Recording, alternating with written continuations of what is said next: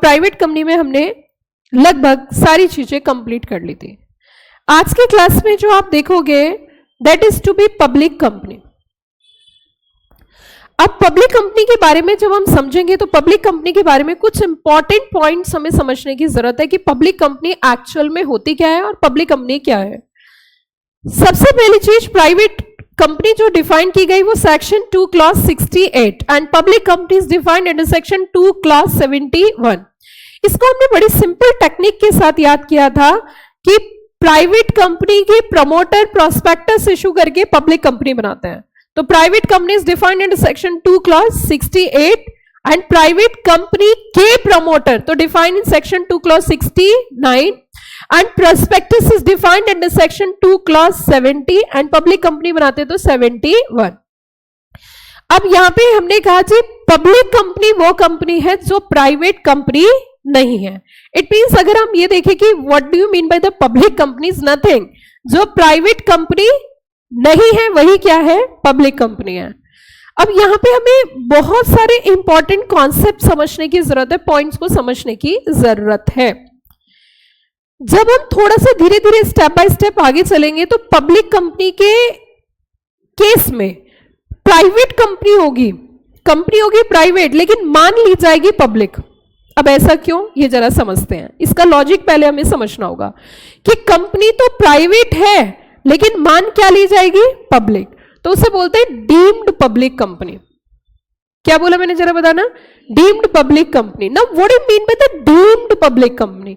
Actual में deemed public company होती क्या है, किसको बोलते हैं डीम्ड पब्लिक कंपनी, तो उसको जरा समझते हैं।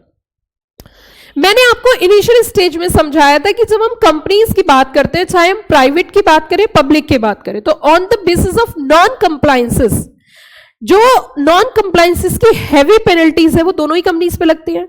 लेकिन जो प्राइवेट कंपनी फॉर्म करता है उसका ऑब्जेक्ट क्या रहता है कि अभी मुझे लार्ज स्केल पर बिजनेस नहीं करना क्योंकि उसके पास पैसा ही नहीं है। प्राइवेट कंपनी को पब्लिक फंडिंग नहीं होती है। इसी चीज को ध्यान में रखते हुए लॉ ने क्या कहा कि अगर आप प्राइवेट फॉर्म में बिजनेस कर रहे हो, प्राइवेट कंपनी के फॉर्म में बिजनेस कर रहे हो, तो आपको बहुत सारे सेक्शंस की एग्जम्पशंस दी जाएगी, रिलैक्सेशंस दी जाएगी, एग्जेम्प्ट किया जाएगा। अब हम बात करें अगर पब्लिक कंपनी की, तो पब्लिक कंपनी को इस तरीके की कोई एग्जेम्पशंस नहीं है। क्यों नहीं है, जरा बताइए, इसके पीछे क्या कारण है? इसके पीछे सबसे बड़ी वजह यह है कि पब्लिक कंपनी में एग्जेम्पशन इस वजह से नहीं है क्योंकि उसमें पब्लिक का पैसा है।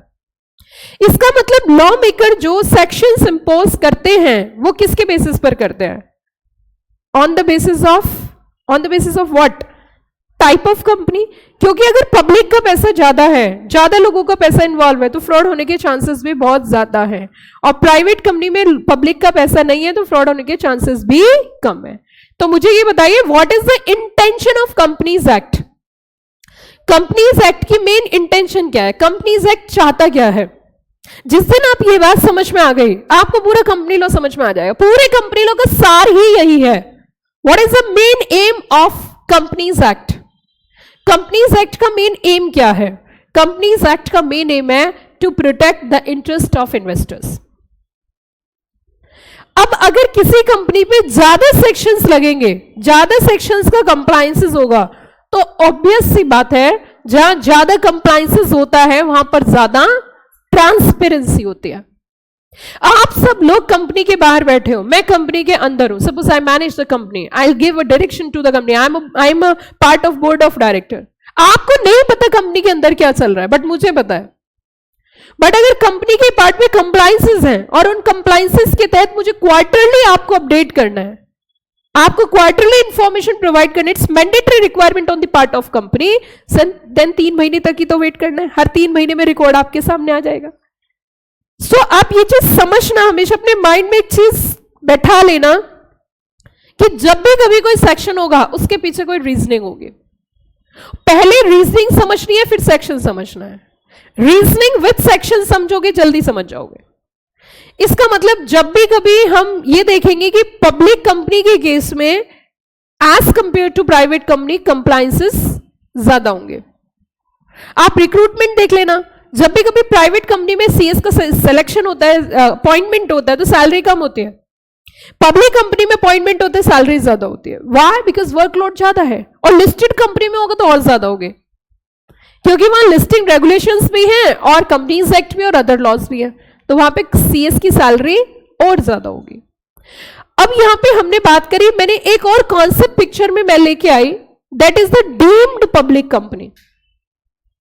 तो ये डीम्ड पब्लिक कंपनी एक्चुअल में होती क्या है और इसका कहां कहां रिलेशनशिप है, मतलब जब हम कंपनीज एक्ट पढ़ेंगे तो इसका कहां कहां लिंकिंग करेंगे, ये जरा समझते हैं। प्राइवेट कंपनी में बिल्कुल साफ है कि प्राइवेट कंपनी वो कंपनी है जिसमें प्राइवेट पैसा है, पब्लिक से पैसा रेस नहीं कर सके, कंप्लीटली बैन है। लेकिन उसमें मैंने आपसे एक क्वेश्चन पूछा था, क्या वहां पे शेयर होल्डर्स के ऊपर लिमिट है, मेंबर्स के ऊपर लिमिट है, डिबेंचर होल्डर्स के ऊपर भी लिमिट है? आपने क्या बोला था?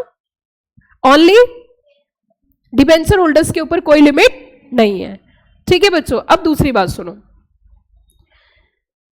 इन दोनों के बीच के कॉन्सेप्ट को समझते हैं कि डीम्ड पब्लिक कंपनी आई क्यों है। तो वो प्राइवेट कंपनी, लेकिन उसे मान क्या रहे हैं? पब्लिक।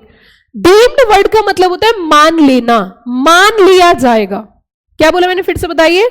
मान लिया जाएगा। क्या बोला, फिर से बताइए? मान लिया जाएगा कि it's a deemed public company.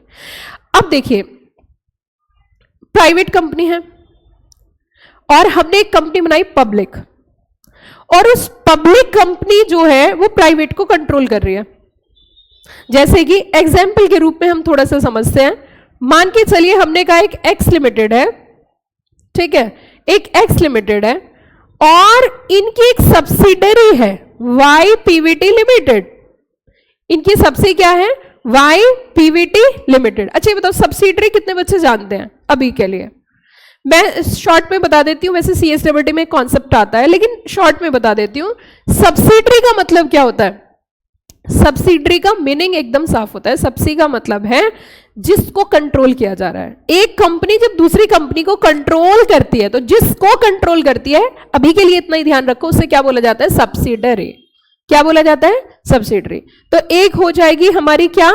Holding company, और जिसको कंट्रोल कर रही है वो क्या है बच्चों? Subsidiary company. क्लियर या ऑल क्लियर? तो one is a holding company and second one is a subsidiary company. ठीक है बच्चों, अब सुनो जरा, हमने कहा जी ये क्या हो गई हमारी? सब्सिडरी। अब इधर देखिए, एक तरफ हमने कहा एक्स लिमिटेड है, दूसरी तरफ हमने क्या कहा? वाई प्राइवेट लिमिटेड है। X limited Y private limited को कंट्रोल कर रही है, पूरा बिजनेस वाई से करा रही है। अब मैं आपसे कुछ क्वेश्चन पूछूंगी, इसके आंसर देना, हैंस प्रूफ करेंगे यहीं। आप ये बताइए, क्या एक्स लिमिटेड के ऊपर कंप्लायंसेस होंगे? लॉज एप्लीकेबल होंगे? सेक्शंस एप्लीकेबल होंगे? आंसर इज यस, सेक्शंस तो लागू होंगे, ऑब्वियस सी बात है। जब एक्स लिमिटेड के ऊपर लॉज एप्लीकेबल होंगे तो क्या वाई के ऊपर भी कंपनी लोगे उतने ही सेक्शंस लगेंगे? सोच के बताओ जल्दी जल्दी, क्या वाई के ऊपर भी उतने ही सेक्शंस अप्लाई होंगे? Answer is no. Why no बताइए? क्योंकि प्राइवेट कंपनी है। भाई ये दोनों हाथों में लड्डू लेके घूम रहा है, ये देख लीजिए कैसे। एक हाथ में क्या, एक हाथ में क्या? इसने किससे पैसे इकट्ठा किया? एक्स लिमिटेड ने। जल्दी जल्दी बताओ फटाफट से। पब्लिक से। और उस पैसे को ट्रांसफर कहां कर दिया? प्राइवेट में। क्योंकि इसे पता था कि अगर मैं प्राइवेट कंपनी हूं तो पब्लिक से पैसा इकट्ठा नहीं कर सकता, तो इसने क्या किया? एक सब्सिडरी बनाई और उसमें उठा के अपना पैसा ट्रांसफर कर दिया, और मजा भी ले रहा है, कंप्लायंसेस भी नहीं करने पड़ रहे क्योंकि वो प्राइवेट कंपनी है। लॉ ने कहा तुम डाल डाल हो तो हम पात पात हैं, तुम डाल डालो तो हम क्या हैं? पात पात है। भाई ये प्राइवेट कंपनी नहीं है, तो उन्होंने कहा जी क्या है? कि this is a deemed public company. जब भी सेक्शन 165 पढ़ेंगे तो इसका रोल आएगा। ज्यादा दिन नहीं है 165 पढ़ने में, कुछ ही दिनों बाद पढ़ेंगे। जब हम डायरेक्टर चैप्टर पढ़ेंगे तो उसमें सेक्शन 165 है। अब आपको ऐसे घबराना नहीं, मैं बीच में कोई भी सेक्शन बोल दूं 160, मेरा काम ही है ये सारे दिन का, ठीक है? तो तुम्हें घबराने की जरूरत नहीं है। 165 का मतलब है कि एक व्यक्ति मैक्सिमम कितनी कंपनी में डायरेक्टर बन सकता है, लिमिट ऑफ डायरेक्टरशिप है उसमें, ठीक है? तो उसमें भी ये वाला रोल है। Deemed public company private company का काफी अच्छा कनेक्शन है, तो वहां भी हम कनेक्ट करेंगे। मैं आपको चैप्टर सेक्शंस कनेक्टिविटी भी सिखाऊंगी। मैं चाहती हूं आप मेरे से एक बार ऐसा पढ़ लो कि उसके बाद ऐसा लगे कि यार ये बहुत आसान है, और वो सब हो सकता है सिर्फ कनेक्शन से। तो मैं आपसे अभी क्वेश्चन पूछना चाहती हूं कि डीम्ड पब्लिक कंपनी का कॉन्सेप्ट क्यों आया, क्या है वो तो मैंने बता दिया। आप ये बताइए डीम्ड पब्लिक कंपनी का कॉन्सेप्ट क्यों आया होगा, क्या वजह थी? क्योंकि इन फ्यूचर बहुत सारी कंपनीज प्राइवेट कंपनी बनाकर पब्लिक का पैसा प्राइवेट कंपनी में ट्रांसफर करते, और दूसरी तरफ क्योंकि वो प्राइवेट कंपनी है, that's why they are enjoying lot more privileges and exemptions. तो बहुत सारी प्रिविलेजेस और क्या कर रहे हैं, एग्जेम्पशंस एंजॉय कर रहे हैं। ओके, अब हमें समझने वाली बात यह है कि क्योंकि वो बहुत सारे प्रिविलेजेस और एग्जेम्पशंस एंजॉय कर रहे हैं, तो यहां पे हमने कहा कि भैया अब एक काम करते हैं, सिंपल सी बात है, आप प्योर प्राइवेट कंपनी नहीं हो, you are not a purely private company. अब मैं दो चीज लेकर आ गई हूं यहां पे, one is a deemed public company and second one is a pure private company. क्या अंतर है दोनों के बीच में? डीम्ड पब्लिक कंपनी वो कंपनी होती है जो पब्लिक कंपनी है तो प्राइवेट, लेकिन पब्लिक कंपनी की क्या है, सब्सिडरी। और प्योर प्राइवेट कंपनी वो होती है जो किसी की सब्सिडरी नहीं है। ठीक है बेटा, समझ में आई बात? अब यहां पे पब्लिक कंपनी में कुछ कहना चाह रहे हैं, हमने कहा जी कुछ भी कहो, अब तो हमें कॉन्सेप्ट समझ में आ गया, कॉन्सेप्चुअली हम स्ट्रांग हो गए। जितने बड़े एग्जाम होते हैं ना, आप एक चीज समझिए, जितने भी बड़े एग्जाम होते हैं, चाहे यूपीएससी का एग्जाम हो, जुडिशरी का एग्जाम हो, सीएससीए या कोई भी एग्जाम हो, आपको शायद पता होगा जो बड़े एग्जाम्स होते हैं यूपीएससी और जुडिशरी के, उसमें एस्से राइटिंग आता है, एस्से लिखना होता है एक टॉपिक के ऊपर। ठीक है, यहां पर जो आप पढ़ाई कर रहे हो ना, वो भी उसी लेवल की है। आप चाहे एक कॉन्सेप्ट पढ़ो, लेकिन इतने स्ट्रांग तरीके से पढ़ो कि उसमें कंफ्यूजन ना हो, क्योंकि 80% पेपर आप कॉन्सेप्ट के बेसिस पर ही सॉल्व करोगे। बस कॉन्सेप्ट को रिवाइंड करना और लिखना सीख लेना, बस राइटिंग स्किल। और अब एक और चीज सुनो, यहां पे जितने भी क्लास में बच्चे बैठे हैं ना, उनके पास सबके पास राइटिंग स्किल है। एक तो वो चीज होती है ना कि इंसान को बहुत ज्यादा डिमोटिवेट कर देना। अब कई सारे पॉइंट ऑफ व्यू से डिमोटिवेट हो जाते हैं कि मेरी परसेंटेज कम है, मेरी राइटिंग खराब है। नहीं, अगर आप क्लास 12th पास करके आए हो तो आपके पास राइटिंग स्किल भी है और आप इस काबिल हो कि आप सीएस कर सकते हो, ये आप समझ लेना। एलन मस्क का नाम आपने सुना होगा, सुना है एलन मस्क? एलन मस्क ने बोला कि आप मुझसे मेरी सारी प्रॉपर्टी ले लो, मुझे एक लैपटॉप, वाईफाई और एक रूम दे दो, मैं वापस उतनी कर दूंगा। ये होता है कॉन्फिडेंस। मतलब इस लेवल का कॉन्फिडेंस, अगर सबसे बड़ी चीज है ही कॉन्फिडेंस, आपको अगर अपने ऊपर कॉन्फिडेंस है ना, मैं कह रही हूं आप सीएस की बात कर रहे हो, आप वन शॉट सीएस ये सब कर सकते हो, सारी बात ही कॉन्फिडेंस की है और हमें अपने ऊपर होना चाहिए। आप ये मत समझो मेरे पास ये चीज नहीं है, कुछ ना कुछ चीज है आपके पास, और बाकी के जितने लोग होते हैं सब आपको डाउन करने में लगे हैं, लेकिन आपको अंदर से पता होना चाहिए कि मैं हूं। एक बार एक बच्चे की बहुत पिटाई हुई, उसके पेरेंट्स ने बहुत मारा। मारने के बाद बच्चा अपने हिसाब से पढ़ता था, उसका जब मन करता था तब पढ़ता था, जब मन नहीं करता था तब नहीं पढ़ता था। पेरेंट्स ने पिटाई लगा दी, पिटाई लगा के उसे रूम में अंदर चला गया, वो उसने गेट बंद कर लिया। अब मम्मी पापा परेशान हो गए, वो तो यही सोचेंगे बच्चा फांसी ना लगा ले, बच्चा कुछ कर ना ले। अब बच्चे ने क्या किया, विंडो से खोल के देखा तो बच्चा गाने चला के डांस कर रहा है, डांस कर रहा है। अब समझ नहीं आया भाई पिटने के बाद कोई डांस कैसे कर सकता है। बच्चा आगे चल के आईएएस ऑफिसर बना और उसने ये कहा कि तुम जो मुझे डांट रहे हो, पीट रहे हो, मुझे कोई असर नहीं पड़ रहा, क्योंकि मुझे अंदर से पता है मुझे क्या बनना है और मैं क्या बनूंगा, तो बाकी की चीजें मुझे अफेक्ट ही नहीं करती। ये क्वालिटी, कॉम्पिटेंसी हर किसी के अंदर होनी चाहिए कि अपनी मस्ती में हम रह के आगे बढ़ सके। Are you got the point? तो आपको ये CS is a part of life, CS is not a life, ये चीज समझिए आप। सीएस हमारी जिंदगी चलाने का एक रास्ता है, बट सीएस ही सब कुछ नहीं है। लेकिन बैलेंसिंग होना जरूरी है, लोगों के अंदर बैलेंसिंग नहीं है। सपोज करिए आप क्लास में आ गए हो, अब क्लास में जितनी देर रहो ना यहां पे उतनी देर पढ़ाई करो, बस फोन कर दो, स्विच ऑफ, पढ़ रहे हो। और जिस दिन छुट्टी करो उस दिन क्लास के बारे में कुछ नहीं सोचना, just to enjoy your life in your own way. अब बच्चे क्या करते हैं कि जिस दिन छुट्टी करते हैं उस दिन क्लास की टेंशन लेते हैं, और जब क्लास में होते हैं तो फोन चलाते हैं। बस ये बैलेंसिंग आपको करनी है। Are you got the point? अब यहां पे इन्होंने कहा कि पब्लिक कंपनी की जब हम बात करते हैं तो public company is defined under section 2 clause 68 and there are 2 new concepts are here. One is a deemed public company and second one is a purely private company. आगे कहते हैं कि अगर हमें पब्लिक कंपनी फॉर्म करनी है तो at least minimum how many persons are required?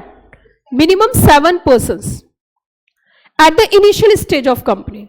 जिस समय आप कंपनी इनकॉर्पोरेट करोगे उसी समय आपको कम से कम कितने मेंबर चाहिए, कितने पर्सन चाहिए? 7।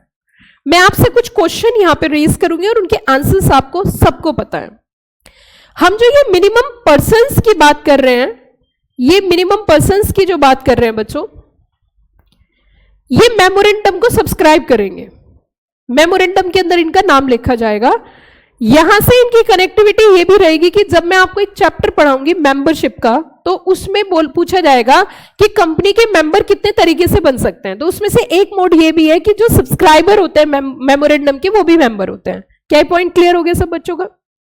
दूसरी चीज, जब हम मेंबर्स की बात करते हैं तो मेंबर्स जो हैं, हमारे पर्सन्स जो हैं, क्या एक कंपनी दूसरी कंपनी में मेंबर बन सकती है? एक कंपनी दूसरी कंपनी में मेंबरशिप होल्ड कर सकती है? अगर इस क्वेश्चन का आंसर आपको पता है तो प्लीज रेज योर हैंड। क्या एक कंपनी दूसरी कंपनी में मेंबर बन सकती है? देखिए बच्चों, अब यहां पे हमें दूसरे एक्ट में जाना होगा, और दूसरा एक्ट है हमारा इंडियन कॉन्ट्रैक्ट एक्ट। कौन सा एक्ट जरा बताना? Indian contract act. Indian contract act का सेक्शन नंबर 11 यही समझाता है। सेक्शन 11 में बोला गया कैपेसिटी ऑफ अ पार्टी। अगर कोई कॉन्ट्रैक्ट करना चाहता है तो कॉन्ट्रैक्ट करने की उसके पास कैपेसिटी होना जरूरी है। अगर कैपेसिटी है तो कॉन्ट्रैक्ट कर सकता है, और कैपेसिटी नहीं है तो कॉन्ट्रैक्ट नहीं कर सकता है। अब मेरी बात समझिए, हमारी जो कंपनी होती है उसके पास कॉन्ट्रैक्चुअल कैपेसिटी होती है। तो एक कंपनी दूसरी कंपनी में क्या कर सकती है बच्चों? कॉन्ट्रैक्ट कर सकती है। Contract means what? जब भी कभी हम कंपनी से शेयर सब्सक्राइब करते हैं तो वो एक कॉन्ट्रैक्ट होता है, ठीक है? जब भी कभी कोई पर्सन कंपनी में शेयर्स खरीदता है तो वो भी क्या कहलाता है? एक कॉन्ट्रैक्ट। तो इसका मतलब ये जो मिनिमम 7 पर्सन्स की रिक्वायरमेंट है एज ए कंपनी सेक्रेटरी, जब आप किसी की पब्लिक कंपनी इनकॉर्पोरेट करोगे तो क्या आप उनसे बोलोगे 7 इंडिविजुअल्स के नेम दो, या कोई कंपनी भी हो सकते हैं? ये चीज पता होनी चाहिए। सपोज करिए आप सीएसबी क्वालिफाई हो गए, है ना, क्योंकि यहां पे तो लिखा हुआ है मिनिमम 7 पर्सन, आपने लर्न कर लिया लिमिट, आप क्वालिफाई भी हो गए, और आपको प्रैक्टिकली किसी की कंपनी इनकॉर्पोरेट करनी है और उनसे एक लिस्ट मंगवानी है। उन्होंने कहा जी हमारी एक जो है कंपनी है दूसरी, वो भी इसमें मेंबर बनना चाहती है। आपने कहा हो ही नहीं सकता।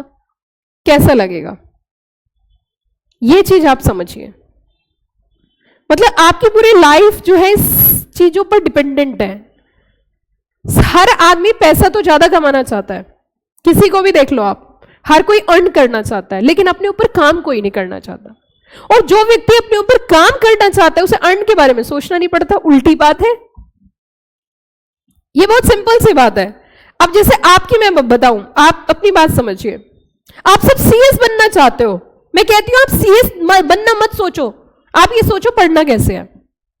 ज्यादा पढ़ने के बारे में सोचो, पास होने के बारे में मत सोचो, क्योंकि पास होना तो वो अपने आप हो जाओगे। लोग पैसे कमाना ज्यादा चाहते हैं, पैसे कमाने के बारे में मत सोचो, अपने ऊपर काम करने के बारे में सोचो। तो यहां पे इन्होंने क्या कहा? मिनिमम 7 पर्सन की अगर हम बात करें तो what do mean by person here? Person means artificial person as well as natural person. Artificial person भी हो सकता है और साथ में नेचुरल पर्सन भी हो सकता है। क्लियर या ऑल क्लियर? अब देखिए इधर, क्या पब्लिक कंपनी के अंदर मेंबर्स के ऊपर कोई लिमिट होगी? और इसका अपोजिट अगर देखिए प्राइवेट कंपनी में लिमिट होती है। क्यों? प्राइवेट कंपनी में लिमिट इस वजह से होती है क्योंकि उसमें बाहर से लोगों से फंड रेज नहीं कर सकते और वहां पे सिलेक्टेड लोग ही रहते हैं। बट पब्लिक कंपनी में आप किसी से भी फंड रेज कर सकते हो। दोनों कंपनीज के ऑब्जेक्ट एकदम डिफरेंट है, ऑल टुगेदर डिफरेंट है। किस तरीके से बताना जरा? जो पब्लिक कंपनी है उसका ऑब्जेक्ट क्या है? Doing business at a large scale, और जो प्राइवेट कंपनी है उसका ऑब्जेक्ट क्या है? स्मॉल स्केल, क्योंकि उसके पास अभी पब्लिक का पैसा नहीं है। तो इसीलिए यहां पे किसी तरीके की मैक्सिमम लिमिट के ऊपर कोई लिमिट नहीं है। No upper limit on members like a किसकी तरह? Private company.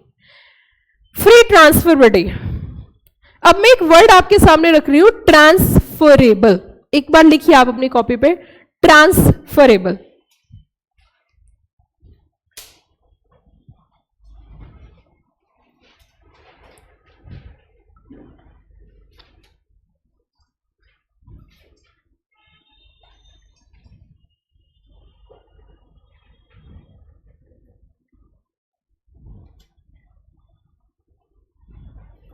Now what do you mean by transferability? पूरा शब्द लिख लिए, transferability. Transferability is divided into two parts.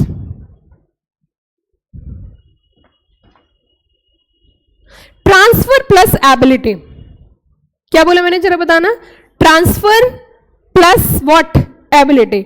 It means transfer करने की क्या है, एबिलिटी। नाउ अब इसे स्टॉप कर देते हैं। जब हम कंपनी की बात करते हैं, कॉर्पोरेट्स की बात करते हैं, तो कंपनी की एक फीचर होती है सेपरेट लीगल एंटिटी, एक फीचर होती है आर्टिफिशियल पर्सन, एक फीचर होती है ट्रांसफरेबिलिटी ऑफ शेयर्स, और वो हर एक कंपनी की होती है। इसमें ये नहीं पब्लिक कंपनी की या प्राइवेट कंपनी की, हर एक कंपनी की एक फीचर होती है, that is transferability of shares. ठीक है, अब जब हमने कहा transferability of share is a feature of company, तो क्या कोई कंपनी ऐसी हो सकती है जिसमें फीचर अवेलेबल ना हो? Not at all. चाहे वो प्राइवेट कंपनी है, चाहे वो पब्लिक कंपनी है, उसमें एक फीचर जरूर अवेलेबल होगी, दैट इज द ट्रांसफरेबिलिटी। लेकिन अगर ये फीचर मिस है तो क्या वो कंपनी है? सोच के बताइए, क्या वो कंपनी मानी जाएगी? Answer is no. अब मैं आपसे पूछना चाहती हूं कि कंपनी के अंदर ये फीचर क्यों होती है, इसकी क्या वजह है? सोच के बताना कि कंपनी में ही ये फीचर क्यों होती है। थोड़ा सा सोचना फिर रिस्पॉन्स करना है कि कंपनी में ही ये फीचर क्यों होती है, इसके पीछे क्या रीजन है। क्योंकि कंपनी में कंपनी की कैपिटल स्मॉल पार्ट्स में डिवाइड होती है और वहां पे ह्यूज नंबर हो सकते हैं। अगर यहां पर भी पैसा ब्लॉक होगा तो it's better you have to go in partnership, you have to go in a sole proprietorship. यहां पे इसी वजह से है क्योंकि यहां पे आप फ्रीली अपने पैसे को कभी भी निकाल सकते हो, आपको ब्लॉक करने की जरूरत नहीं है। पार्टनरशिप 2 लोगों की होती है, ये 100 लोगों की हो सकती है, 200 लोगों की हो सकती है। क्या आप उन्हें बाउंड कर सकते हो? नहीं नहीं, आप अपना पैसा लेकर बाहर नहीं जा सकते, आप क्विट नहीं कर सकते, नो, आप उसे रोक नहीं सकते। क्योंकि कंपनी की सबसे बड़ी वजह उसमें ट्रांसफरेबिलिटी है, वहां पे बहुत सारे लोगों का पैसा है तो वो अपने पैसे को कभी भी निकाल सकते हैं। लेकिन अगर प्राइवेट कंपनी की बात करें तो क्या प्राइवेट कंपनी के अंदर फ्री ट्रांसफरेबिलिटी है? Answer is no. वहां पर है subject to some conditions, and in case of public company that's is free transferable, पूरे तरीके से फ्री है। आप अपने शेयर्स को क्या कर सकते हो? ट्रांसफर कर सकते हो from one person to another person. अब इसमें जब हम फ्री ट्रांसफरेबिलिटी की बात करते हैं तो मैनर जो दे रखा है वो सेक्शन 58 में दे रखा है। ये तो बोल दिया कि फ्री ट्रांसफरेबिलिटी होगी, लेकिन इसमें 2 पार्टीज होती हैं, one is a transferor and second one is a transferee. अब आप ये बताइए what do you mean by member. मैंने पिछली क्लास में भी आपके साथ डिस्कस किया था कि मेंबर किसे बोलते हैं? Who is a member of company, जिसका नाम रजिस्टर ऑफ मेंबर्स में होता है, उसे हम क्या बोलते हैं? मेंबर। अब सपोज करिए मिस्टर ए मुझे अपने शेयर सेल कर रहा है, ट्रांसफर कर रहा है, तो I am a transferee and A is a transferor. तो ए मुझे अगर शेयर ट्रांसफर कर रहा है तो मैं क्या बन जाऊंगी? Transferee. In that situation company को कैसे पता चलेगा कि अपने शेयर जो है मिस्टर ए बेचना चाहता है? जब तक वो कंपनी के पास इंफॉर्मेशन सबमिट नहीं करेंगे तब तक हम कह सकते हैं कि मैं भी मेंबर नहीं बन सकती। तो बताइए क्या उसका कोई प्रोसीजर होना चाहिए, नहीं होना चाहिए? That procedure is mention in section number 58। तो हम कह सकते हैं जो प्रोसीजर ऑफ ट्रांसफर है that is to be given under section number 58। ठीक है बच्चों, इसका पूरा एक चैप्टर है ट्रांसफरेबिलिटी ऑफ शेयर्स के नाम से। क्लियर या ऑल क्लियर? सो अब मुझे बताइए क्या प्राइवेट कंपनी में फ्रीली शेयर ट्रांसफर हो सकता है? Answer is no, but in case of public company shares are freely transferable. आगे चलते हैं। अब हम इसमें बहुत सारे एग्जाम्पल आपकी पब्लिक कंपनी के यहाँ पे लॉट मोर एग्जाम्पल्स आपको नजर आ भी रहे हैं। और एक चीज हमें समझने की ये भी जरूरत है कि जनरली मैं आपसे क्वेश्चन पूछ रही हूं और देखते हैं हम कितने बच्चे सही आंसर देंगे कि क्या पब्लिक कंपनी बाय बर्थ होती है या फिर इनकॉर्पोरेट होने के बाद? मतलब इनकॉर्पोरेट ही ऐसे पब्लिक कंपनी होती है या पहले प्राइवेट कंपनी रहती है, later on that company is convert into a public company? Conversion से जनरली पब्लिक कंपनी बनती है या बाय बर्थ पब्लिक कंपनी ज्यादा होती हैं? सबको अपना अपना रिस्पॉन्स बताना है, अपने अपने रिस्पॉन्स के थ्रू बताइए। क्या कन्वर्जन से होती हैं या बाय बर्थ होती हैं? हाँ, दोनों से हो सकती हैं, लेकिन ज्यादा किस में होता होगा? ज्यादा चांसेस कन्वर्जन के होते हैं। कारण क्या है, वजह क्या है? कोई भी इनिशियल स्टेज से इतना ज्यादा बर्डन नहीं लेना चाहता। सब चाहते हैं कि प्रायरली पहले हम क्या हो, बिजनेस स्टार्ट करें, बिजनेस को रन करें, लेटर ऑन जब हमारा बिजनेस बड़ा हो जाए तो हम पब्लिक की फॉर्म में जा सकते हैं। क्योंकि हमेशा पब्लिक से फंड रेज किस चीज के लिए किया जाता है, समझिए जरा इस चीज को भी। One is a expansion, second one is a diversification, third one is a modernization. कितनी चीजें बताई मैंने? First one is a expansion, number two is a diversification and third one is a modernization. अब मैं एक कंपनी का आपके सामने एग्जाम्पल देती हूं, आप जरा सुनना। क्या आपने आशीर्वाद आटा सुना है? आशीर्वाद कौन सी कंपनी का है?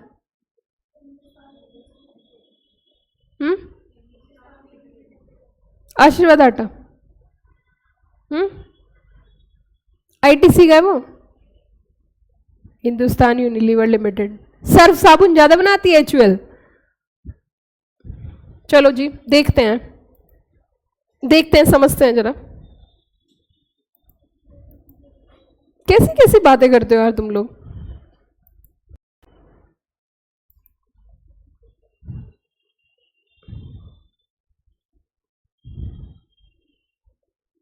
कितने बच्चे और कहते हैं कि आशीर्वाद आटा जो है वो हिंदुस्तान यूनिलीवर लिमिटेड का है? इसका मतलब आपको कंपनीज की तो नॉलेज बिल्कुल नहीं है। कोई बात नहीं, अभी स्टार्टिंग है। अच्छा चलो दूसरा बताओ, क्लासमेट रजिस्टर, ये कोई कंपनी का भी है मैम? ये कोई कंपनी बनाती है?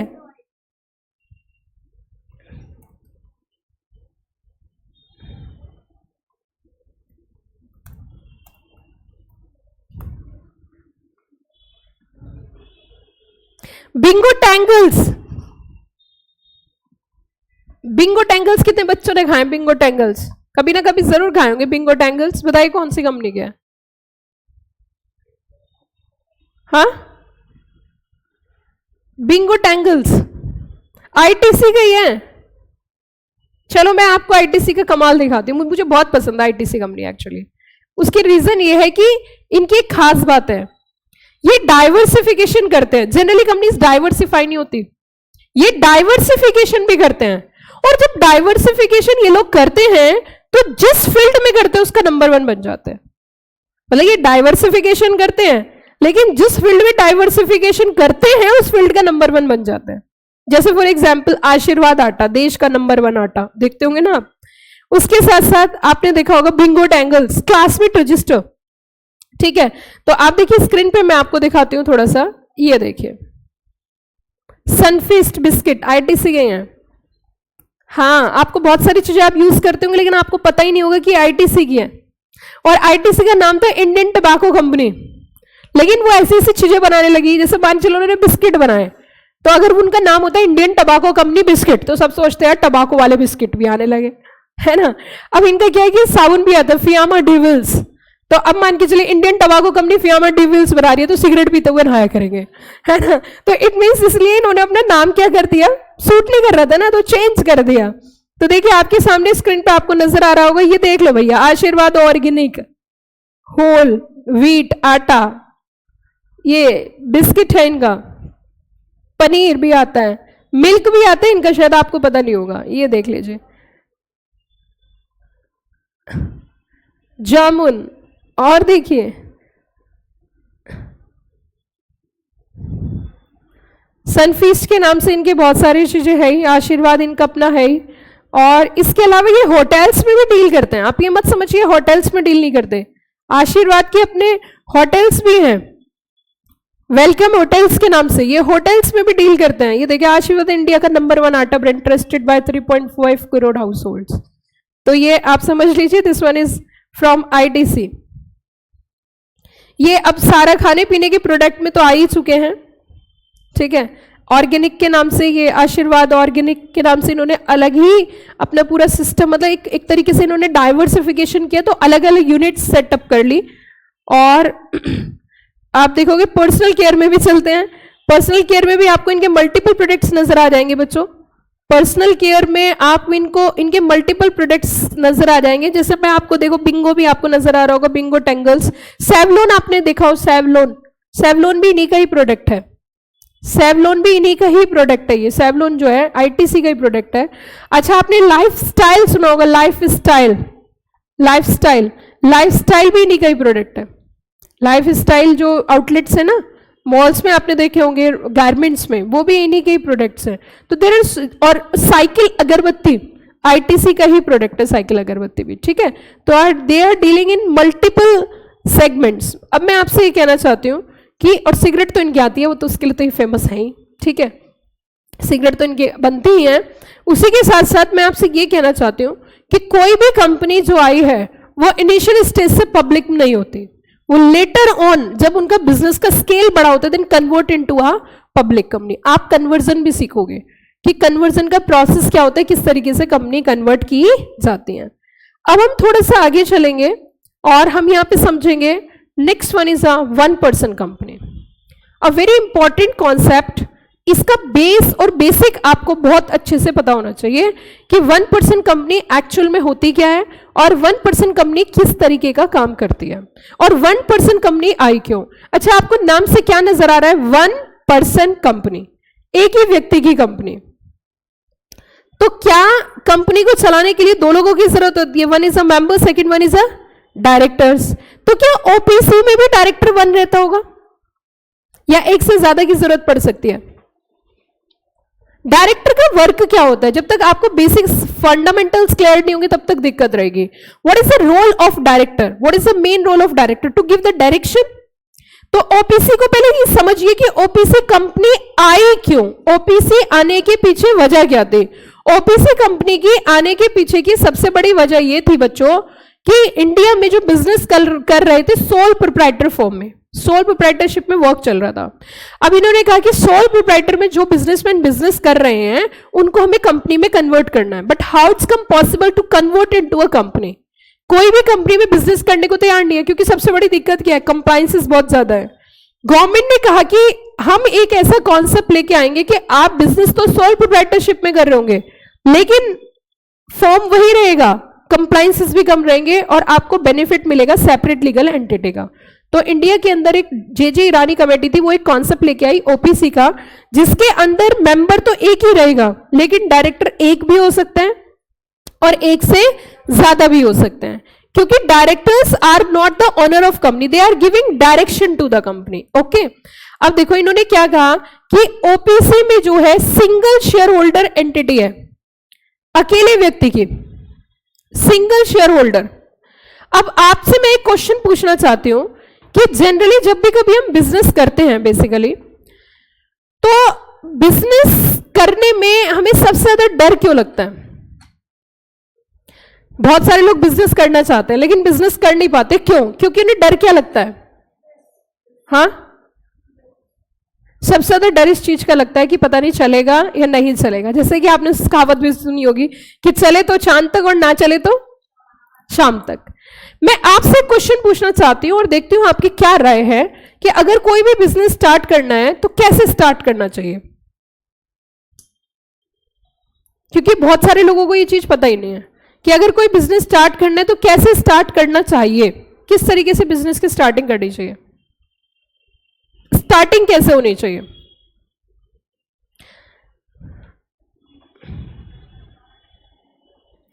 अब इसे भूल जाइए, मैं दूसरा एग्जाम्पल आपके सामने देती हूं। सपोज करिए आपको स्विमिंग सीखनी है, ठीक है? तो आप स्विमिंग सीखने क्या करोगे? पहले गंग नहर पे पहुंच जाओगे, वहां से एक छलांग मारोगे, तैर के देखोगे, फिर बाहर निकलोगे। कैसे सीखते हैं स्विमिंग?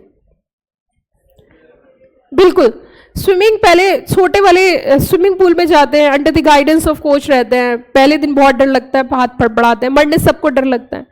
फिर हम वहां पे प्रैक्टिस करते हैं, फिर जब वहां प्रैक्टिस कर लेते हैं तो और दूसरी जगह जाते हैं प्रैक्टिस करने के लिए, बड़े स्विमिंग पूल में उतार देते हैं, वो under the guidance of coach ही रहते हैं, फिर वहां भी हम सीख लेते हैं। फिर अब क्या होता है कि अब तैरना आ गया है, अब हम तैर सकते हैं, अगर कहीं गिर जाए तो तैर सकते हैं। और उसके बाद फिर आपने कुछ बच्चे देखे होंगे छोटे छोटे, अगर कभी आपने नोटिस करे, छोटे छोटे बच्चे रहते हैं, बड़ी नहर में कूद जाते हैं और पार कर देते हैं, उन्हें देख के डर लगता है, ओ मम्मी ये निकल गया। उन्हें आदत होती है। आप कभी हरिद्वार ऋषिकेश में जाओगे, छोटे छोटे बच्चे वहां पे तैरते हैं, वो एकदम नहीं तैरते, पहले दिन कोई सामान लेने कूदते हैं, फिर उसमें से निकलते हैं, थोड़ा पास जाते हैं, थोड़ा पास जाते हैं, फिर और दूर जाते हैं। फिर जब आपको पूरा कॉन्फिडेंस हो जाता है कि मैं तैर सकता हूं, तो फिर तो भाई साहब ऐसे तैरते हैं कि इस तरफ कूदते हैं और उस तरफ निकलते हैं। जब ऊपर से कूदते तो ऐसा लगता है मर गया भाई, मरा नहीं, वो उधर निकलेगा जाके। उसे वो मजाक लगता है पानी में तैरना, लेकिन टफ किसे लगता है? जिसे तैरना नहीं आता है। सिंपल सी बात है। तो मेरे हिसाब से तैरना सबको सीख लेना चाहिए, क्योंकि दिल्ली जो है झीलों का शहर है, बरसात में कोई भी स्थिति बन जाती है, ठीक है, तो तैरना तो सीख ही लेना चाहिए। अब सुनिए मेरी बात, सुनिए मैं क्या समझाना चाह रही हूँ। बिजनेस में जनरली लोग ऐसे करते हैं, अगर कोई भी पहले दिन स्विमिंग सीखने जाएगा और बड़ी किसी कैनाल में जाके डुबकी लगाएगा तो बस डुबकी लगाता ही रह जाएगा। 95% लोग बिजनेस ऐसे ही करते हैं, 95%। मैं कहती हूं कोई भी बिजनेस कर सकते हो आप, जो आपका मन हो, लेकिन तरीका सही होना चाहिए। ज्यादातर लोग क्या करते हैं? पैसों से बिजनेस करते हैं। भाई पैसों से बिजनेस नहीं होता, बिजनेस होता है एक्सपीरियंस से, लगन से, मेहनत से, कंसिस्टेंसी से और पेशेंस से। बिजनेस कभी भी किसी को देख के नहीं होता, ये ध्यान रखना। और वॉइस का तो काम बहुत अच्छा चल रहा, पता नहीं उसने क्या एफर्ट्स लगाए हैं। बिजनेस पेशेंस मांगता है, पागलपन मांगता है, काम के प्रति डेडिकेशन मांगता है। अब होता क्या है कि जनरली जब भी बिजनेस स्टार्ट करते हैं तो स्टार्टिंग करते हैं कैसे? पैसे लाए, शॉप ओपन करी, सामान डाला, स्टार्ट कर दिया। कभी नहीं चलेगी, कभी नहीं चलेगी, ये ध्यान रखना। आप अगर अपनी प्रैक्टिस भी स्टार्ट करना चाहते हो तो पहले आपको कहीं काम करना सीखना पड़ेगा, करना पड़ेगा, वहां से चीजें सीखोगे तभी। मैंने भी अगर अपनी कोचिंग इंस्टीट्यूट सेटअप करी है तो पहले दिन कोचिंग नहीं खोल ली, take some experience from here and there, कैसे पढ़ना है, कैसे पढ़ाना है, क्या चीजें होती है, marketing strategy, all that, then you become successful. लोग क्या सोचते हैं? करोड़ रुपए लगाए 2 करोड़ कमा लो। नेवर एवर, पैसे से कभी बिजनेस होता ही नहीं है। मैंने कहा बिजनेस किस चीज से होता है? एक्सपीरियंस से, डेडिकेशन से, पेशेंस से, हार्डवर्क से, और एक्सपेक्टेशंस आर वेरी लेस। और लोग सब उल्टा करते हैं, वो पहले दिन से रिटर्न लेना चाहते, दैट्स नॉट पॉसिबल। तो इन्होंने कहा जो ओपीसी का कॉन्सेप्ट है ये इसी बेसिस पर है। जब ओपीसी को कन्वर्ट कर देंगे किसमें, सॉरी सोल प्रोप्राइटरशिप को किसमें कन्वर्ट कर रहे हैं? ओपीसी। सोल प्रोप्राइटरशिप का एक सबसे बड़ा डिसएडवांटेज है, that is unorganized business. Unorganized business is convert into organized form.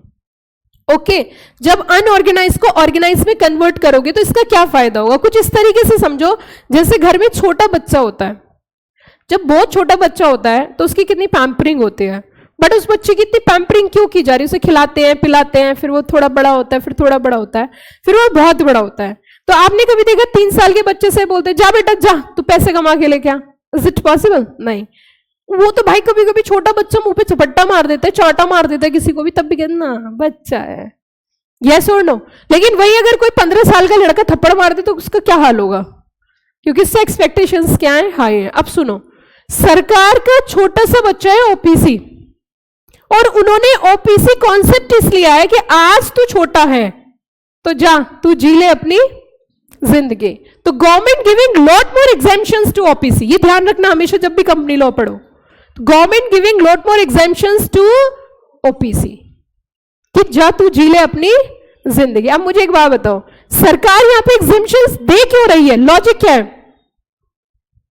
कभी ना कभी तो बड़ा होगा। अरे घर के बच्चों को जो पढ़ाया लिखाया जाता है, खिलाया पिलाया जाता है, कभी तो तू बड़ा होगा, कभी तो जॉब करने जाएगा, कभी तो पैसे कमा के लाएगा, बस यही लॉजिक है। तो ओपीसी को भी एग्जेम्पशंस इसलिए ही दिया जाता है कि इन फ्यूचर जब इसका बिजनेस बड़ा होगा तो इसके प्रॉफिट्स भी बड़े होंगे, और प्रॉफिट बड़े होंगे तो टैक्स पे करेगा। और अगर ये अनऑर्गेनाइज फॉर्म में रहेगा तो पता ही नहीं चलेगा कितना कमा रहा है कितना कमा रहा है, क्योंकि ऑर्गेनाइज फॉर्म में रहेगा तो उसके पूरे डॉक्यूमेंटेशन होगा, पूरा डॉक्यूमेंटेशन मेंटेन किया जाएगा और गवर्नमेंट के पास उसकी क्या रहेगी, इंफॉर्मेशन। तो देखो ओपीसी की अगर हम बात करें तो यहां पे हमने कहा कि इसमें शेयर होल्डर कितने होते हैं, जल्दी जल्दी बताओ फटाफट से। शेयर होल्डर 1 या 1 से ज्यादा हो सकते हैं। कभी भी कंपनी ओपीसी के अंदर एक से ज्यादा शेयर होल्डर हो ही नहीं सकता। और डायरेक्टर, बहुत सारे बच्चे सिली मिस्टेक करते हैं, वो सोचते हैं कि ओपीसी कंपनी तो उसमें डायरेक्टर भी एक ही रहेगा। नहीं, ओपीसी की स्टार्टिंग 1 डायरेक्टर से होती है, लेकिन एक से ज्यादा भी हो सकते हैं। क्लियर या ऑल क्लियर? अब एक एक करके स्टेप बाय स्टेप। पहले आप ये देखिए इसका नाम कैसे लिखा जाता है। इसमें नाम लिखा जाता है pharma first OPC private limited, pharma first OPC private limited, solar nest OPC private limited. इसका मतलब एक बात तो साफ है, मैंने पहले दिन ही बताई थी कि OPC is also a private company. OPC भी क्या है, एक प्राइवेट कंपनी ही है ना, but OPC having some unique features. Normal private company को चलाने के लिए मिनिमम 2 डायरेक्टर्स चाहिए, मिनिमम 2 मेंबर्स चाहिए, बट ओपीसी को चलाने के लिए एक ही आदमी काफी है। एक है, एक था और हमेशा एक ही रहेगा, और डायरेक्टर एक से ज्यादा भी हो सकता है। मैं आपके सामने एक प्रॉब्लम खड़ी कर देती हूं, ठीक है। प्रॉब्लम यह है कि क्या ओपीसी के अंदर 15 डायरेक्टर हो सकते हैं? क्या नॉर्मल प्राइवेट कंपनी के अंदर 15 डायरेक्टर हो सकते हैं? हो सकते हैं, इवन 15 से ज्यादा भी हो सकते हैं। लेकिन अगर शेयर होल्डर से पूछ लो, समझ आई मेरी बात, मैंने क्या बोला? आप मुझे बताइए, क्या ओपीसी में भी 15 से ज्यादा डायरेक्टर हो सकते हैं? पहले मेरे क्वेश्चन का आंसर सुनो, क्या ओपीसी में भी 15 से ज्यादा डायरेक्टर हो सकते हैं? Answer is yes. ओपीसी में भी 15 से ज्यादा डायरेक्टर हो सकते हैं एसआर पास करके। मैम आपने अभी तो बोला था एक ही शेयर होल्डर होता है, मैम एसआर कैसे पास हो जाएगा? सुनिए जरा, इसका जुगाड़ दे रखा है, और इसका जुगाड़ दिया सेक्शन 122 में। किस में दिया? एक चीज और करनी है आपको, ये काम आपको करके रखना है। आपको ना सेक्शन समरी तैयार करनी है, और मैंने आपको चैप्टर्स के नाम के हिसाब से लिखवाया भी था, ताकि मैं कोई सेक्शन बीच में से अगर बोलूं तो आपको थोड़ा हिंट रहे। 122 सेक्शन किसका है? जनरल मीटिंग का है, आखिरी सेक्शन। हालांकि मैं स्टार्टिंग की क्लास ले रही हूं, लेकिन बीच के सेक्शन बोल रही हूं, बट आप समझिए जरा। सेक्शन 96 से लेके सेक्शन 122 तक के जो सेक्शन है वो सारे के सारे जनरल मीटिंग के, 96 से लेके 122 तक, ठीक है बेटा?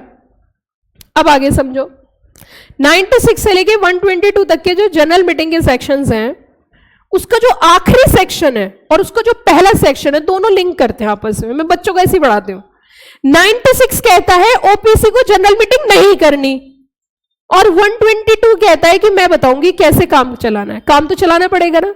अब लॉ ने कहा जी आपको शेयर होल्डर से परमिशन लेनी है जनरल मीटिंग में, ओपीसी तभी ये काम कर सकती है, तो कैसे लेगी?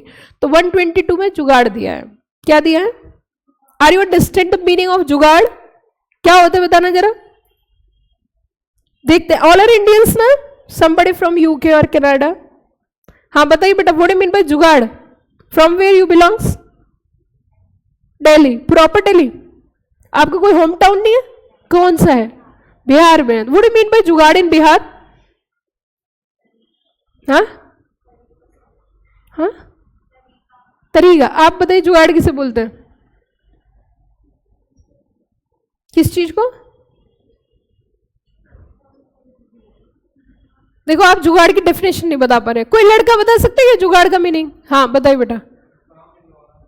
ओ देखो ये अंतर होता है लड़कियों लड़कियों में। वो कह रहे थे काम निकलवाना किसी से। और कोई बच्चा जुगाड़? आपने कहावत सुनी होगी, जब घी सीधी उंगली से नहीं निकलता, बस जुगाड़ में भी यही होता है। जब काम सीधे तरीके से नहीं हो रहा तो तिगड़म बाजी बिठा के काम कराना होता है, तो उससे बोलते भाई जुगाड़ कर लिया। जुगाड़ is a vehicle also in India. जुगाड़ जो है ना, इंडिया के अंदर एक व्हीकल भी है। अगर कुछ बच्चों ने देखा है, सुनाओ। नहीं देखा आपने? जुगाड़ एक ऐसा व्हीकल है जो किसी शोरूम में नहीं बनता, खुद ही बना लेते हैं। एंड शोरूम की कंपनी फेल है उसके सामने। आप 20 लाख की कार लेके उसमें 5 जनों से ज्यादा नहीं बिठा सकते, 6 को बिठा सकते हो ज्यादा। आप जुगाड़ बनाओ उसमें 50 आदमी बैठ जाते हैं। And it depend upon situation. 10 तो लटक जाते हैं, लटक के जाते हैं 10 तो 60 लोग बैठ जाते, और वो कोई कंपनी नहीं बनाती, प्राइवेट ओनर है उसके, जो चाहे वो बना लेता है। एक इंजन रखता है और पीछे से पूरी ट्रॉली टाइप बनाता है और बस, और उसमें किसी एसी की जरूरत नहीं क्योंकि आर पार हवा निकलती है। और यहां पे तो कंपनीज जो है, कार की कंपनीज आते हैं, सनरूफ, पैनोरूम सनरूफ और ये सनरूफ, उसमें ओरिजिनल सनरूफ है, एक्चुअली इसके ऊपर प्लास्टिक की पन्नी रहती है, जब तक हवा नहीं चल रही पन्नी है, और नहीं तो सनरूफ ओपन हो जाता है। इतना अच्छा कॉन्सेप्ट है वो, but that is to be particularly banned in some like states, like UP में बैन है वो, है ना, हरियाणा, इसमें राजस्थान वगैरह या कुछ और जगह चलता है, बट वो थोड़ा सा बैन कर दिया था। ठीक है, इसका मतलब जुगाड़ जो है एक तरीका है। तो 122 में भी जुगाड़ किया लॉ मेकर ने। उसने कहा भाई देखो जगह जगह ओपीसी आएगी और वहां पे अप्रूवल लेनी होगी शेयर होल्डर्स की, वहां तो अकेला ही है, क्या कभी कोई एक व्यक्ति मीटिंग कर सकता है? Is it possible? Not possible. तो इन्होंने कहा, 122 ने कहा, क्या कहा कि जब भी तब कभी तुम्हें जरूरत पड़े, जरा सुनना मेरी बात ध्यान से, प्रोविजन को प्रोविजन की तरीके से पढ़ोगे कभी समझ नहीं आएगा। 122 ने कहा कि जब भी कभी ओपीसी को जरूरत होगी रिजोल्यूशन पास करने की, तो वो मीटिंग तो कर नहीं सकता, तो उसका जो अकेला मेंबर है ना वो लिखित में दे देगा और लिखेगा रिजोल्यूशन पास्ड, तो लॉ की रिक्वायरमेंट पूरी मान ली जाएगी। ये बात लिखी हुई है कहां पर? सेक्शन नंबर 122 के अंदर। ठीक है बच्चों, समझ में आई मेरी बात? तो अगर हम ओपीसी में भी 15 या उससे ज्यादा डायरेक्टर चाहते हैं तो दैट्स पॉसिबल, और उसमें भी हो सकते हैं। बहुत सारे बच्चे बहुत आगे पहुंच जाते हैं, बहुत सारी चीजें पता होती है, लेकिन बेसिक बिल्कुल बेकार होता है। बेसिक के ऊपर ही पूरा लेवल है। एक और बात सुनिए, फाइनल में कंपनी लॉ नहीं पढ़ना, और फाइनल में सिर्फ कंपनी लॉ ही पढ़ना है, यह भी समझ लीजिए। फाइनल में कंपनी लॉ का पेपर नहीं है और सारा पेपर कंपनी लॉ के बेस्ड है। इट मींस आपका अगर लॉ स्ट्रांग है, कंपनी लॉ स्ट्रांग है, आप पूरा सीएस कर सकते हो। हर जगह जहां भी पहुंचोगे वहीं कंपनी लॉ आपको नजर आएगा। तो it's better you have to create a base yourself, and it's a very big duty of the teacher कि जब सीएसडब्ल्यूटी पास करके बच्चा आता है तो उसको इस लायक बताना कि वो सारे कॉन्सेप्चुअली स्ट्रांग हो सके। ठीक है, अब इधर देखिए, यहां पे इन्होंने कहा कि क्योंकि ओपीसी है तो उसको कुछ एग्जेम्पशंस मिलेंगे, उसको कुछ रिलैक्सेशंस मिलेंगे। अब वो क्या क्या रिलैक्सेशंस है? सबसे पहली चीज कि फाइनेंशियल स्टेटमेंट्स जो प्रिपेयर किए जाते हैं तो उसमें क्या क्या चीजें आती हैं? Actually that is to be define in section number 2 clause 40। किसने डिफाइन है? 2 क्लॉज 40। इसका तरीका सुनिए, समझिए जरा सेक्शन 2 क्लॉज 40 को।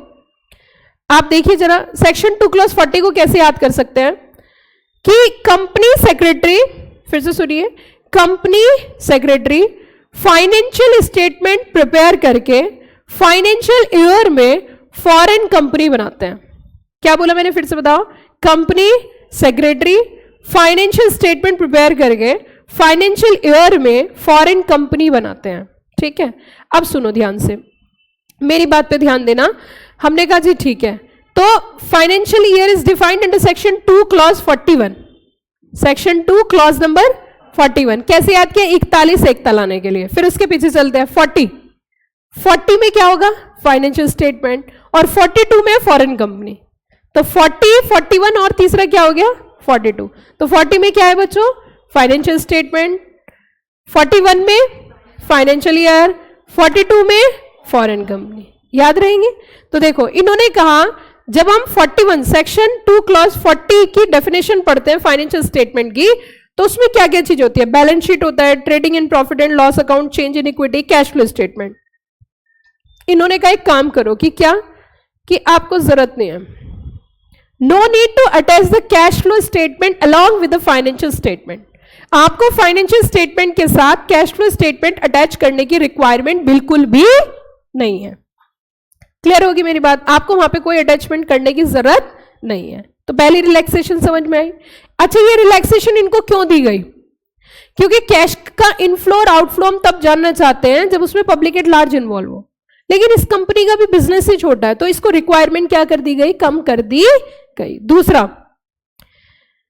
ओपीसी वर्ड जो है वो कंपनी के लास्ट में ऐड करना होता है। जैसे मैंने अभी अभी नीचे एग्जांपल देके बताया कि that is a pharma first OPC private limited, ताकि नाम को देख के ही हम पता लगा सके कि कंपनी क्या है। दूसरा, solar nest OPC private limited, नाम से ही पता लग जाएगी कंपनी क्या है।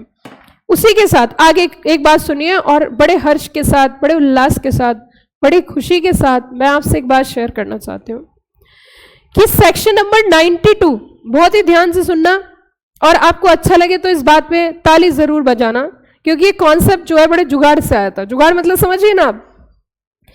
कंपनीज एक्ट का सेक्शन नंबर 92 कहता है कि हर एक कंपनी को, चाहे कंपनी छोटी है चाहे कंपनी बड़ी है, हर एक कंपनी को अपनी एनुअल रिटर्न सीएस से साइन करानी पड़ेगी, कंपनी सेक्रेटरी से साइन करानी पड़ेगी। 92 की रिक्वायरमेंट है।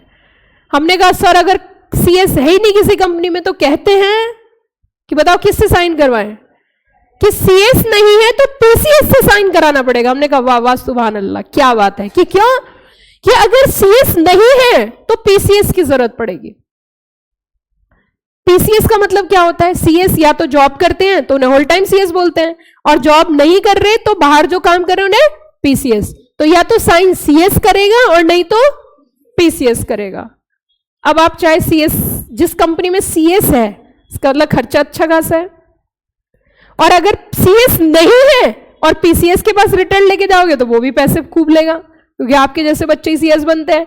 अब आपको पता है आप कितनी मेहनत कर रहे हो, कितने एफर्ट्स लगा रहे हो। आप छोड़ोगे थोड़ी ना, जब अपने पे आओगे तो पैसे वो छापोगे तुम भी बढ़िया तरह, है ना। तो इट मींस, अब ये बताइए जब पीसीएस के पास एनुअल रिटर्न साइन कराने पहुंचेंगे तो इन दैट सिचुएशन क्या वो पैसे चार्ज करेंगे?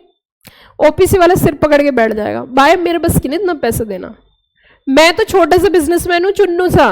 तो सरकार ने कहा जा तू जी ले अपनी जिंदगी। तो इसका मतलब ओपीसी के केस में एनुअल रिटर्न सीएस साइन नहीं करेगा, डायरेक्टर साइन कर सकता है, क्योंकि डायरेक्टर तो पहले से ही है और वही क्या कर देगा? साइन कर देगा। क्या ये बात समझ में आई? क्या लॉजिक समझ में आया कि लॉ मेकर ने इनको रिलैक्सेशन क्यों दी? क्योंकि अगर इनके पास ये वाली रिलैक्सेशंस नहीं होती तो ये कभी ओपीसी में आते ही नहीं। जी ललचाए रहा ना जाए, ये कॉन्सेप्ट है भाई साहब, जी ललचाए और रहा ना जाए। इसी वजह से, यही मेन रीजन है जिसकी वजह से गवर्नमेंट ने इन्हें कहा ये सब रिलैक्सेशंस दी हुई है, और रिलैक्सेशन देने की पावर होती है सेंट्रल गवर्नमेंट के पास। सेंट्रल गवर्नमेंट रिलैक्सेशंस देती है। Are you got the point everybody? देखो मेरा कहने का मतलब है चाहे कॉन्सेप्ट 4 पढ़ो दिन में या 5 पढ़ो, लेकिन ऐसे पढ़ो जो दोबारा ना पढ़ने पड़े। सिलेबस पढ़ते जाते हैं और समझ ही नहीं आता हमने पढ़ा क्या और कहां चला गया। ठीक है, अब सुनो मेरी बात।